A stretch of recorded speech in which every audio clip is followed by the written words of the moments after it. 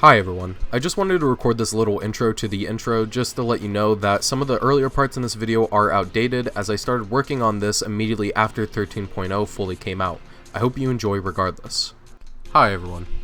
SCP-SL's 13.0 update has officially gone public. Like, fully public.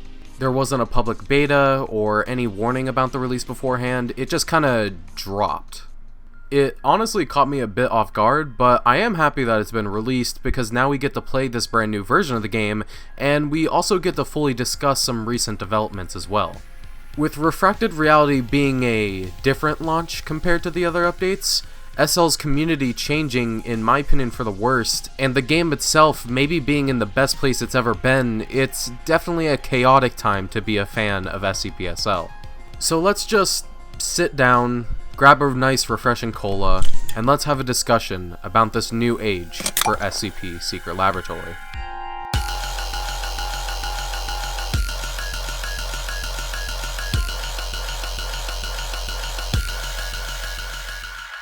Let's start off by talking about 13.0 itself, and what it could possibly mean for the future of SL. So, 13.0 has admittedly been a weird freaking update. So, first of all, the window in between mainline updates this time around has been 5 months, when we've usually had to wait around a year in between updates. Keep in mind, the last time we had this short of a wait between updates was in July of 2018. This was when we got 7.0, with 5 months later being the release of Mega Patch 1 in December of 2018. Let's just hope history doesn't continue repeating itself. Secondly, on the oddities of Refracted Reality is that we got some info early, like really early. About a month or so, in fact. Now, granted, we've gotten early teasers of updates in the past, but there's usually only been 1 or 2 of them over a year's span. While this update has had around 4 in just a month. Finally, for the weirdness of 13.0, the update itself just didn't really have that much to it. On the surface, sure, the biggest thing content-wise may have been some pretty new lights, but under the cover has a lot more to unpack. As stated in the Patreon post that was publicized in the lead-up to 13.0, which, by the way, if you never took a good read of it, I made a great video summarizing it, which will be in the card in the top right, but the point is, the updates to the render pipeline and engine this update allow Northwood to have a much smoother development process with less problems overall for future updates of SL. Overall, 13.0 itself may have not been a huge update, but it's a good new start.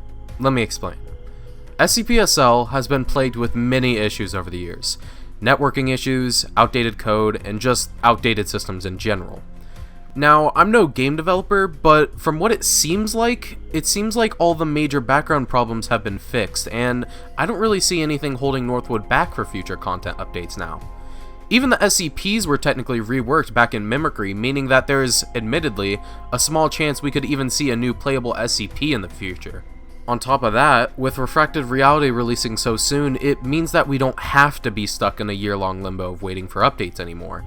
Now, this isn't 100% to happen, as, like we've seen with Mega Patch 2, shit can happen, but I have faith in Northwood to deliver good content updates at a good pace in the future.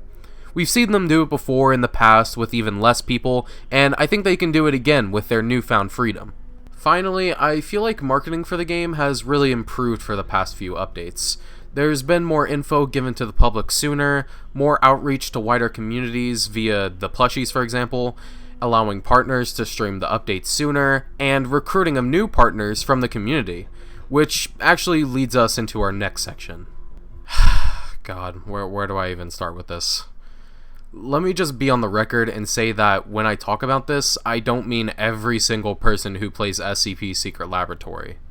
Everyone in a community is an individual person, and it's important to remember that. It's just when certain individuals speak, it can tend to be much louder than the crowd. With all that being said, the community of SL has really gone downhill for the past few updates. Now, it's not really a big shock to anyone when I say the SL community has always been a bit, quirky, but there's usually always been a good mix of the type of players you get. There's the casual players, people who just play the game normally and have a good time vibing as normal. A majority of them are cool and chill. You have the RPers, which are personally my favorite, people who go out of their way to have funny bits, mess around with others, and just overall be goofy. There's tryhards, which I'm okay with as long as they're being respectful to others who don't play how they want to play. And then there's the soundboard users, which are, there. Now, all of this is well and good. A healthy mix of the type of players you get can really make a game feel unique and refreshing to play. Heck, that's probably why I have almost 2,000 hours sunk into this game. The variety of people and styles of play in the game are awesome, and I would never want to have one of these communities be removed forever. However, in recent times, it's honestly felt like some of these groups have been getting worse and worse. Casual players have either started tryharding or just leaving the game altogether. It's felt like toxicity from tryhards have been on the rise. Our peers have been virtually non-existent since Parabellum, and it feels like I can't play a single round of SL anymore without hearing the Roblox horror ambience #2 anymore. And in case you think this is just me overreacting and that the community is just fine and this is how it's always been, I beg to differ. A ton of prominent faces in the SL community recently have been leaving or have been gone for the past few months now. Just look at partners who have officially left, like Tiny Tony or Electropunk TTV. These were big figures for certain communities of SL, with Tony basically being the head of our peers and Electro being the biggest active Australian partner.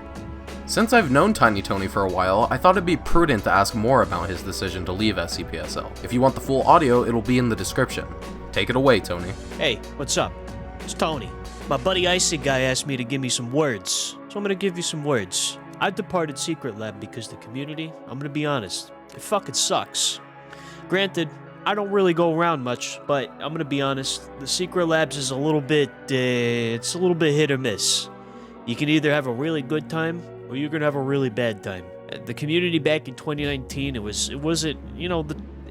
it had its bad moments, but everyone goofed around and had fun. I don't really get that feeling anymore. It feels more like people would rather just get on, insult each other. Get on and insult each other. Yeah, that's pretty much how it feels lately. Do I feel like the community could improve over time? Sure.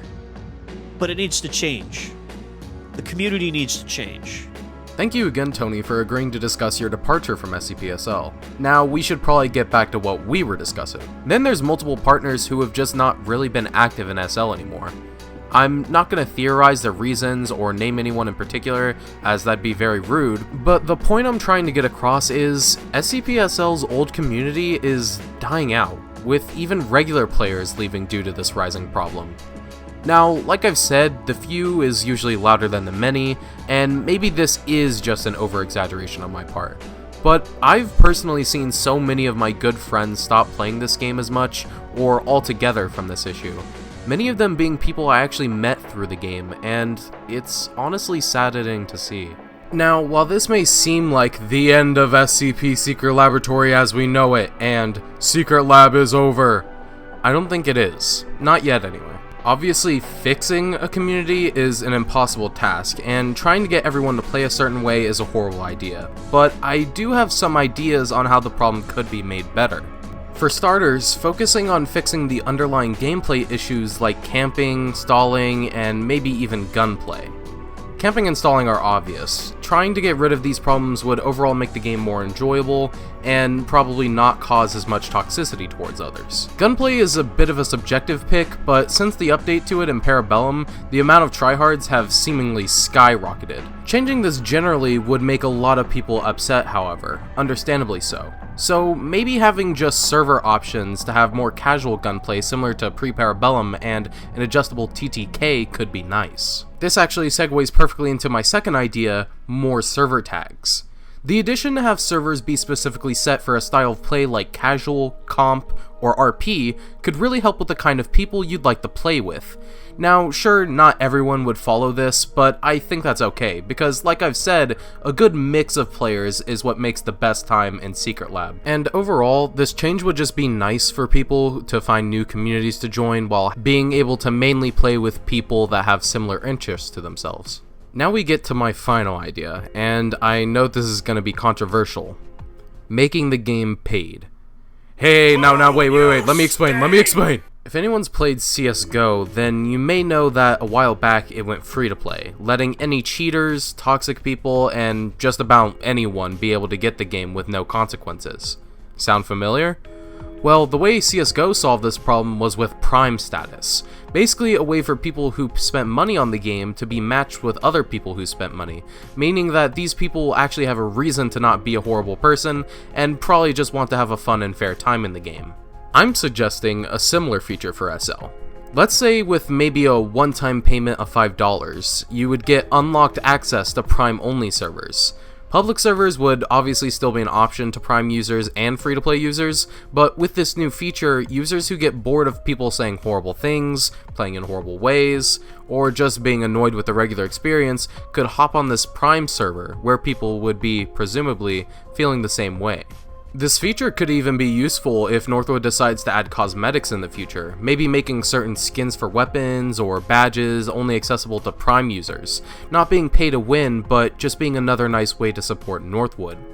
Also, this is completely unrelated, but Northwood, if you do decide to add cosmetics, please don't go crazy with it. All in all, while some faces may be fading away, there's still plenty of people who haven't gone anywhere. There's new content creators that have been on the rise, and new faces are always showing up in games. Speaking of these new faces, that brings us to the final section. SCP-SL has been in an amazing place stats-wise as of late. The game so far has had an average of 4,000 players since Mimicry, much higher than where it was going and being the highest consistent average since 2020 to 2021. Before and after recent updates, Northwood has been consistently over their maximum goal on Patreon, allowing for more efficient development on updates and not having the need to save up money in advance to pay to work on the game. And finally, this one may be a bit more anecdotal, and YouTube's just been very generous with SL content for me lately, but it seems like a lot more content of the game from various content creators have been showing up as of late, allowing for wider audiences to be exposed to the game. All of these things combined paint a very good picture for future development of SL. With more money, eyes, and players on the project than ever, Northwood will hopefully be focusing even more on making the game the best it can be to attract even more people to support, watch, and play SCP Secret Laboratory. I'm personally very excited for the future of Secret Lab.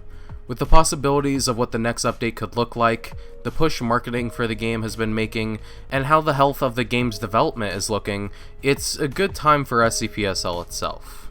Like I've said though, it isn't all sunshine and rainbows, and there's definitely something to be desired when it comes to community aspects. But I'm hoping with my suggestions, future changes Northwood will make, and just with time that it'll all blow over, and this new age for SCP-SL will be a true golden era. If you enjoyed the video, please like. If you enjoyed my ramblings, please subscribe. And if you had any criticisms or thoughts about the video, please comment. Have a nice day.